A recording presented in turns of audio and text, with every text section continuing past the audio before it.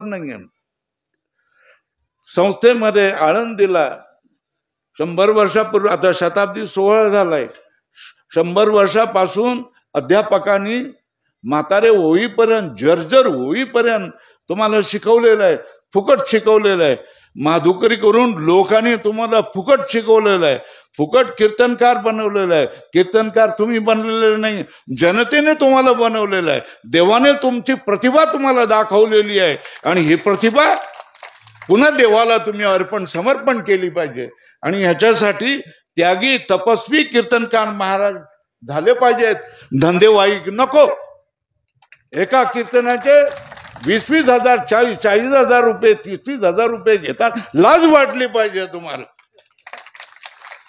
मला बोलवू नका तुम्ही, परत बोलवू नका मला. ज्ञानेश्वर महाराजांनी कीर्तनाचे किती पैसे घेतले? तुकाराम महाराजांनी कीर्तनाचे किती पैसे घेतले? नामदेव महाराजांनी किती पैसे घेतले? एकनाथ महाराजांनी किती पैसे घेतले? मामा दांडेकरांनी किती पैसे घेतले? जोग महाराजांनी किती पैसे घेतले? सांगा तर मला ना, किती पैसे, त्यावेळेला रेट काय होता तो तर मला सांगून द्या ना. कीर्तनाचा धंदा करू नका, पाप लागेल तुम्हाला. संप्रदायाचा नाश करणारे तुम्ही विनाशकारी लोक ठराल.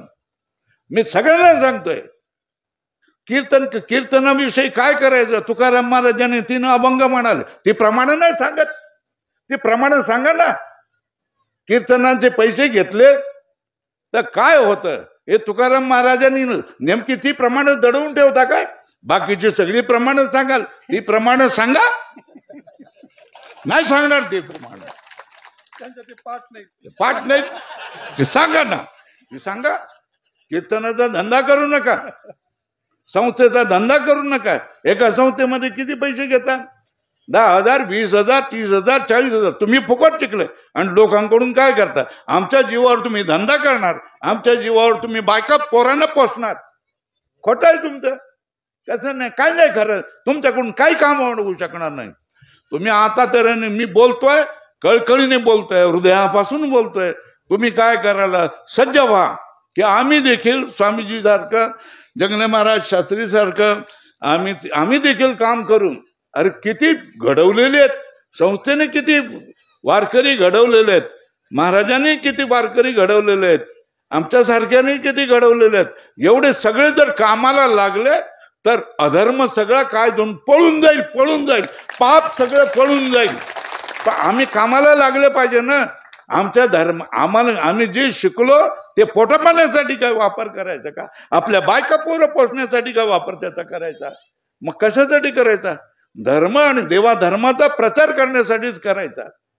आणि तुम्ही लग्न करता, अरे परमार्थाच्या वर शिडीवर चढलेले आहेत आणि तुम्ही लग्न करताय. एकुलता एक मुलगा आहे, एकुलता एक मी मुलगा आहे, माझ्याशिवाय कसं होईल? माझ्या ह्याच्यामध्ये आई वडिलांच्या तोंडामध्ये पाणी कोण घालील? असले तरी जी भाषा करता आणि लग्न करतात तुम्ही.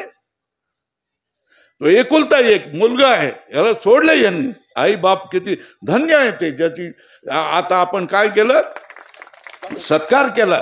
केवढं मोठं काळीज असलं पाहिजे सांगा, केवढं मोठं काळीज असलं पाहिजे की एकुलता एक मुलगा धर्माला देऊन टाकला. देता महाराजाचा मुलगा कधी महाराज बनतो का? नाही बनत. बनतो का? नाही बनत. वकिलाचा मुलगा वकील बनतो, शिक्षकाचा मुलगा शिक्षक बनतो. महाराजाचा मुलगा महाराज बनतो का? नाही. डॉक्टर, वकील, इंजिनियर तो बी बनून जातो. कसा काय बनून जातो? मग तुम्ही काय संस्कार केला? मुलावर तर तुम्ही संस्कार करू शकला नाही.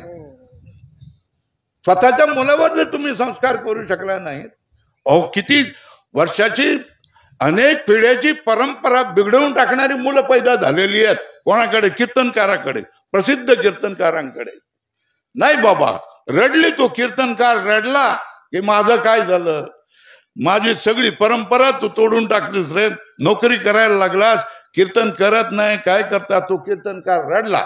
रडून त्यांनी सांगितलं, संस्थेमध्ये पाठवलं, सगळीकडे पाठवलं, सगळीकडे नन्नाचा पाडा. बहिर्मुख लोक काय करू शकणार? आपल्या मुलांमध्ये जर आपण असं करू शकलो नाही तर दुसऱ्यांना आपण काय करू शकणार? तेव्हा सांगण्याचं कारण काय? तुम्ही बघा, तुमचा मुलगा